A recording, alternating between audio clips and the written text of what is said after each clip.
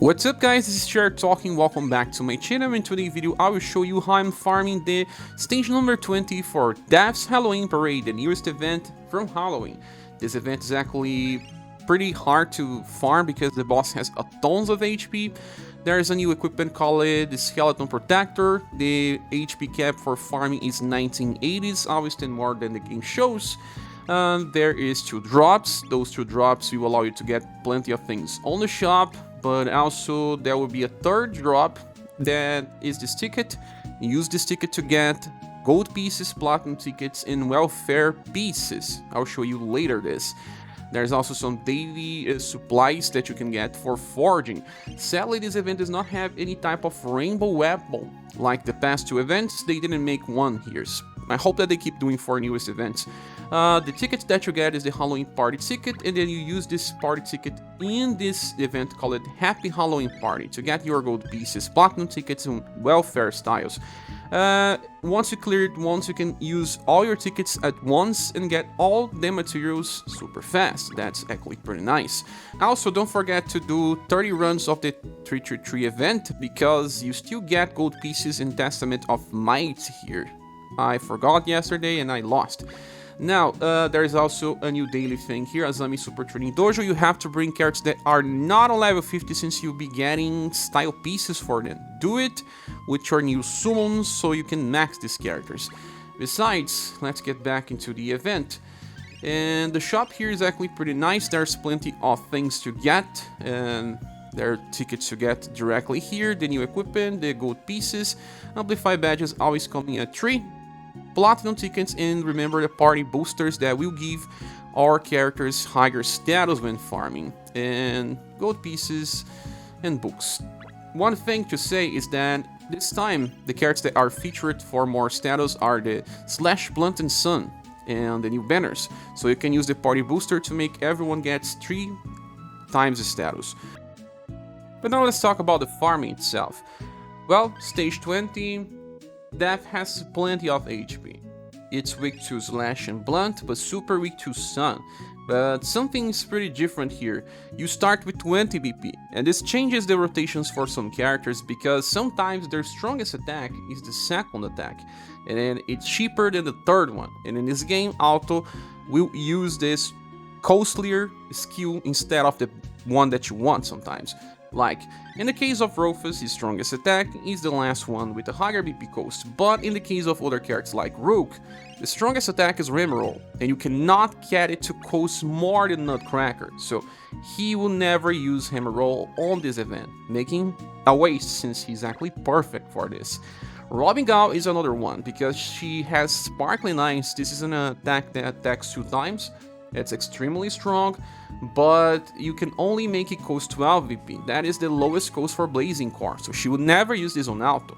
But you can fix this problem. And so we shall talk about the first strategy. Well, the one uses Joe number 3 with inheritance of Sparkling Eyes, because you can make it cost 11 for example, and it will override Spectacle Portal. Then you get plenty of damage. She's the strongest damage dealer for this fight. I also made a perfect weapon for her. You don't need a perfect weapon, but I want to show you how much damage she does. I was able to finish with an 84% weapon, but now I have a perfect. And just because Sparkling Eyes has some damage on both hits, hit 1 and hit 2. You can bring a fire staff or a water staff because she will never have a perfect weapon for now because she needs 2 elements. The first hit is fire, the second one is water, so doesn't matter, bring the one with the highest damage output. And the other character is Roufas, because Roufas attacks with Slash and Blunt and the boss is weak to both. And also most people will have the Remembrance Gun, so he deals even more damage because of that. If you don't have Joe, I can tell you that some of these 3 mages in the middle will work well, but you need 2 of them. And then you have to switch the formation, but this one Magia fight only relies on 2 characters, and they will do the job. Okay, so there we go. The characters in the middle are Lunar New Year Blue, then the 3rd version of Byunei and Igomon. They all have very strong nukes for this fight. The look on Crimson break damage. extreme damage, death is on 40% HP, and then Roufas just finishes. But again, I'm using a perfect weapon. Without a perfect weapon, they still work as long as you bring the Remembrance Gun and at least 85% with Joe's staff. Now, the second best setup, you can bring the new character here, So-cho from Masked Banner. He has Leave to Me. He deals 4S damage and also brings morale up to increase the damage of the following units. And you can bring Leon. Well, you don't need the Remembrance Gun with Leon, you can just use the Exploder. And Roufas, yeah, again, but that is for those that don't have Joe. So Roufas can use the Remembrance Gun or even any custom-made weapon because we are overkilling with this squad. Deadly Pierce Axe formation. And there we go again. So-cho attack is fast, that's why I placed him in the middle. His damage is good, does not need to be on the top or bottom position, since he's buffing the other characters to do more damage. If you don't have Roufas, you can use someone else. There's also Doll that works, the newest Global X Doll. It's extremely powerful, she can replace any of these 3 characters. We even got a combo to overkill even further. The third strategy brings Amazon Redux with the Platinum unit being Madeleine. Well, don't need any premium inheritance because she's going to use Demon Burst Plus. This is actually strong enough, and she also buffs slash damage. Something that we are bringing here with the young Gustave in his Triple Crush. That is pretty strong. The weapon for the characters will be around 80s and 90s in order to finish the enemy. And I also have Mirsa, but his weapon is extreme as well.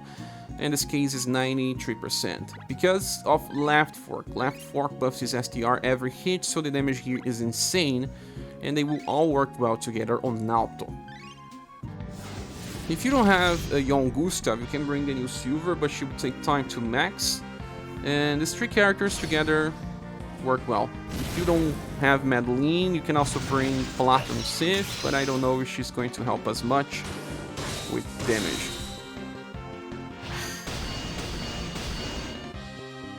Mirsa is the strongest one, but he's also pretty slow.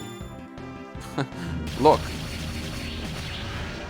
Even the back row unit attacked before him.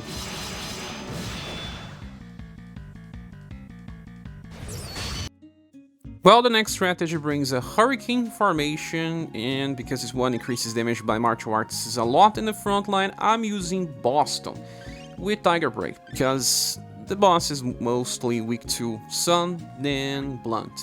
I am bringing a perfect weapon here, so yeah, there is 96% damage increase. With 90 it should be fine. Then we have So-cho, but So-cho is using the Remembrance Gun. Since I have this one, Leave It To Me helps a lot.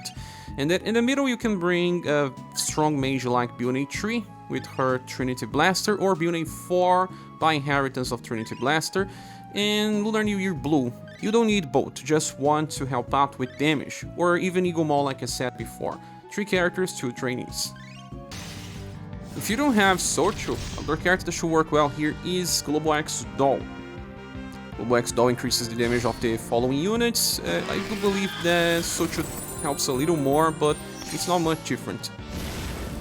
Now Tiger Break is going to do plenty of damage, it even surprised me. And Byunei finishes off with Trinity Blaster. Now the last squad is Hybrid, and I think it's actually pretty nice for training because it's made by the latest Rukh. Yeah, the one from the rerun banner. He's going to use Nutcracker, there's no way to use Emerald. There is Leon here because of Anti-Material Shot. Both attacks debuff Endurance and you do more damage because of that. And on the top I have Goddess because she has Sun Nuke with Purging Light. And then you shall bring your trainee on the agility position. Kaiser is here because he's pretty strong with Real Phoenix, not that you need, but you can bring even other types of weapons in the agility position just to finish the boss and even train skill levels. Here we go. So it doesn't matter which one goes first, but if Rukh goes first and he buff Endurance before Leon, you're going to get even more damage. But Leon can go first and then Rukh goes second and the damage increases just the same. As you see, Real Phoenix does not do as much as Tiger Break because actually this formation does not increase as much as Hurricane.